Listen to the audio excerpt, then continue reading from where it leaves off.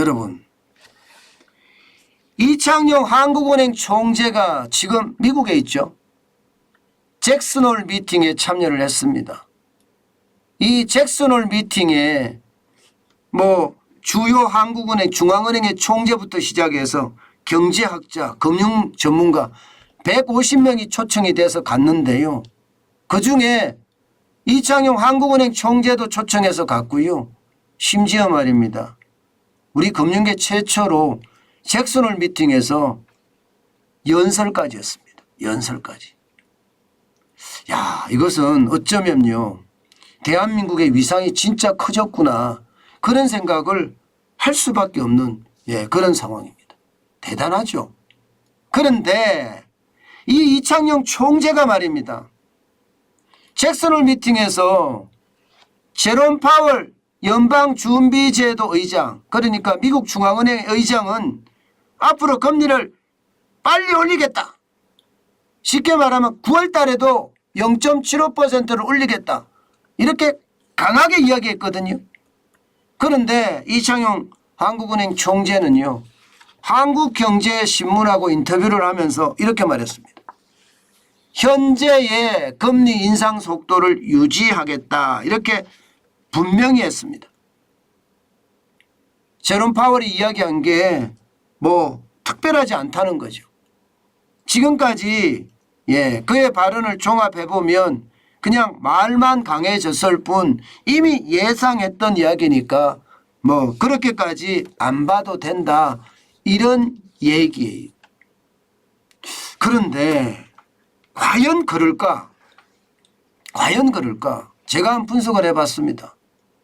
여러분, 지금 우리 금리는요, 이창용 총재의 말대로 한다면 7월에 0.5%의 빅스텝을 했습니다. 그리고 앞으로 남아있는 8월에는 8월 25일 날은 0.25% 인상했죠. 베이비 스텝. 앞으로 남아있는 10월 14일, 11월 24일 이때도 베이비 스텝 정도만 한다는 얘기예요. 베이비 스텝 정도만. 0.25%만 인상한다. 그래서 올해 전체로는 3%의 금리를 유지하겠다, 이런 얘기잖아요. 쉽게 말하면 시장에 지금 신호를 준 거예요. 제롬 파월이 어떤 이야기를 하든지 대한민국의 중앙은행은 그냥 순차적으로 예측 가능하게 금리를 올리겠다, 지금 이렇게 이야기한 겁니다. 그런데 이게 계속 지켜질 수 있을까? 거기에 대해서는 우리가 많은 생각을 해봐야 되는 대목입니다. 왜냐하면 미국은 지난 5월에 빅스텝을 단행을 했고요. 6월 7월에는 자이언트 스텝 0.75%를 올린 데다가 9월에도 0.75%를 올린다는 이야기를 합니다. 9월에도. 그러면 현재 미국의 금리하고 우리의 금리는 키 맞추기를 했습니다. 똑같습니다. 2.50%죠. 그런데 미국이 9월 21일에 0.75%를 올리면 3.25%가 됩니다. 3.25%. 3.25%. 그리고 우리하고 차이가 0.75%가 나는 게 아니에요. 한국과 미국의 적정금리 차라는 게 0.53%라고 현대경제연구원은 이야기하고 있거든요. 그러면 이것까지 포함을 해서 말을 한다면 0.53%와 실제 차이가 나는 0.75%까지 합쳤을 때 실제로는요 1.28%의 금리차가 사실상은 날 수 있다는 이야기입니다. 사실상은 금리차가 엄청나게 나죠. 그런데도 이창용 총재는 이렇게 가겠다. 쉽게 말하면 베이비 스텝으로 가겠다, 이 이야기거든요.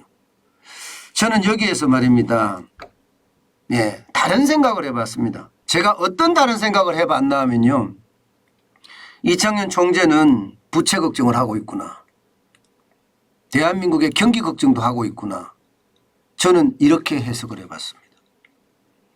그만큼 말입니다, 가계부채도 기업부채도 정부부채도 크고요. 또한 세계 경제의 침체가 또 대한민국에 미치는 영향, 이것도 크다고 보는 거예요. 실질적으로 무역 적자가 계속 나고 있잖아요. 다시 말해서